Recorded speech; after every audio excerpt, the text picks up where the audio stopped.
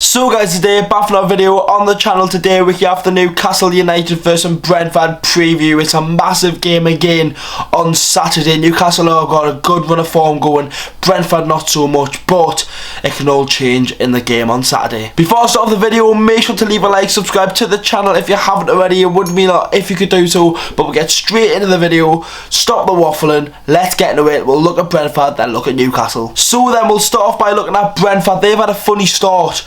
A funny season, you could say. I was about to say start. They had a really good start to the season. They were sitting in the top 10 for a bit, top 12 for a bit, and then all of a sudden it went downhill. Struggling to score goals, struggling to create goals, and struggling to keep the ball out the back of the net. And their last 6 games, they've only picked up 1 point. And it's not looking great at Brentford at the minute. They are still sitting in a comfortable position away from safety. They've still got more points than Newcastle, but if Newcastle do win on Saturday, we will go above them. And you wouldn't, if you said that to me back in December when we just say drew to Norwich, I'll be thinking, what? Where are we going above Brentford after the form they're on and whatnot? It's mad how football can change after a couple of results and whatnot. Like in the last 6 games, Newcastle and Brentford have done the complete opposite of what happened at the start of the season. Newcastle couldn't buy a win, and then now we are looking dominant in every match we play, and then now Brentford can't buy a win. But they've still got some dangerous players, as we all know, starting off with Ivan Toney, obviously the former Newcastle United player. Scored at St James's Park. If you remember that game, it was a 3-3 draw. It was an insane match, a good day, and it was like Eddie Howe's first match, but even though he wasn't there because he had COVID, it was a shame. But it was an entertaining game. They had they played some good football, Brentford, and I can see them still playing some good football. Will Christian Eriksen make his Premier League debut for Brentford in the Premier League? Obviously, it will be a tough one to decide if he's ready or not. It'll be a good game for him to start off in against Newcastle, but will he do anything against Newcastle? It will be a tough test. We all know Christian Eriksen is a quality player, and I'm so happy that he's back playing football after what happened last year in the Euros. It's great to see him back on the pitch. It's great to see him playing football, playing for like the under-23s. I think in a behind closed door friendly, he got like 2 assists. He's doing well, and to get back onto the pitch, it's what every football fan wanted to see. And the one time I hope he doesn't perform is on his debut for Brentford, if it is against Newcastle, but we'll have to wait and see. It will be an interesting game though. Brentford like playing a 5-back. Obviously Newcastle have been hitting on the front foot at the minute and going for goals, going for games, and trying to pick up as much points as we can rather than sitting back and trying to hold off games. It will be a tough test. Brentford at home have looked quite strong this season at home. They've picked up some good results at home. Ones that stick to mind, I think they beat Everton at home, they beat Aston Villa at home, they've beaten Arsenal at home, they've beaten some good teams at home, so they can definitely pick up some points at their home stadium. And obviously last time we were at that stadium, we got beaten in the Carabao Cup quarter final in a 1-0 defeat with Jonathan De Silva scoring for Brentford. It will be an interesting game. We'll have to wait and see what happens. Brentford have got a good side, and it'll not be an easy one. Thomas Frank is a good manager. He knows what he's doing with them set of players, and there's always that team in the championship who come up from the championship and keep that core, and that's what Brentford have done. They've kept the core of the squad, kept most of the players. Say like Onyek having and other players there and there, but they haven't like splashed the cash. You know what I mean? Like what Fulham done a couple of years ago, or what Norwich have done in recent years, signing loads of players. They've kept the core of the squad, and that could be the difference in keeping them up and not, rather than signing loads of players from the Bundesliga, La Liga and whatnot. We'll have to wait and see what Brentford can do in the game, and for the rest of the season, let's speak about Newcastle. Right then, Newcastle now. We're on a really good run of form in the Premier League. We haven't lost a game since the 19th of December where we played Manchester City. Since then, we've not lost a game. The FA Cup's not a thing. I don't care.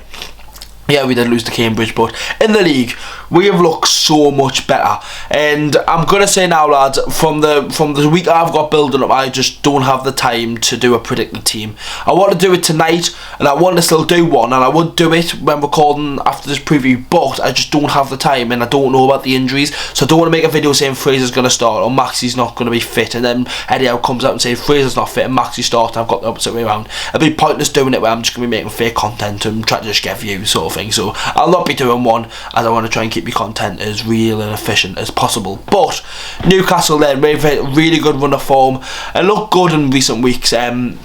picked up a really good point at West Ham. Could have been 3, could have won that game, but hey ho, it's what football is, and nobody in the league says no to a point at the London Stadium. Anyone who's underneath West Ham in the league, so from 6th all the way down to the bottom of the league, everyone takes a point, and they do. I'm actually recording this video when the games are playing, so you're going to see my live reaction here, boys, right? I don't know what the scores are in the Watford-Tottenham game. Obviously you'll know the scores. I actually don't know the scores. You're going to see a happy Binksy here, or a sad one. Burnley have beat Tottenham 1-0. Oh no. Well, 6-0 Liverpool against Leeds, and then Crystal Palace beat Watford, which is good, but Burnley have picked up back-to-back wins, which is a concerning one. If we quickly look at the league table, Burnley sit 18th with a game in hand on Newcastle and only 2 points behind them. That is an interesting one. I've just seen that there. It's an interesting one. So this means now it's even more of a bigger game for Newcastle. It was good to see Watford get beat. Obviously Leeds got beat as well.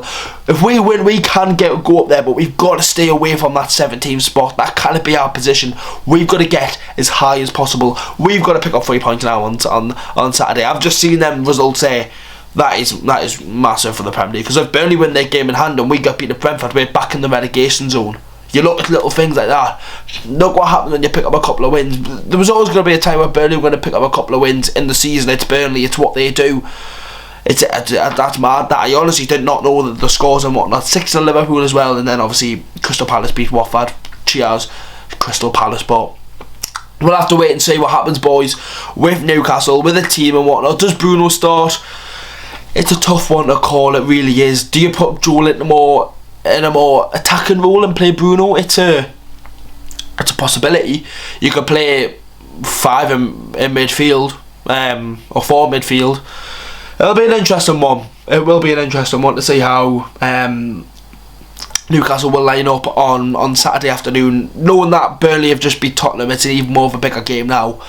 I completely forgot the games were on tonight, so there was always going to be one result there that wasn't going to go our way, and unfortunately it's the Burnley one, which was probably the most critical one out of all of them.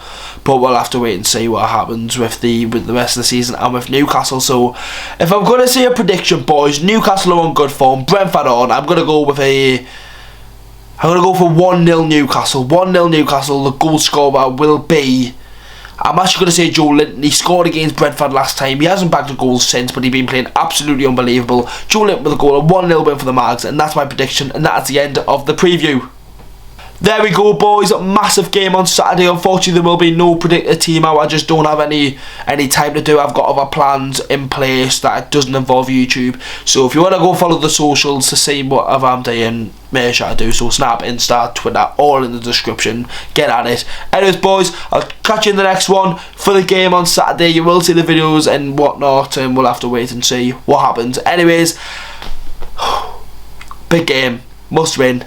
Away the fucking lads. Come on, the Mags.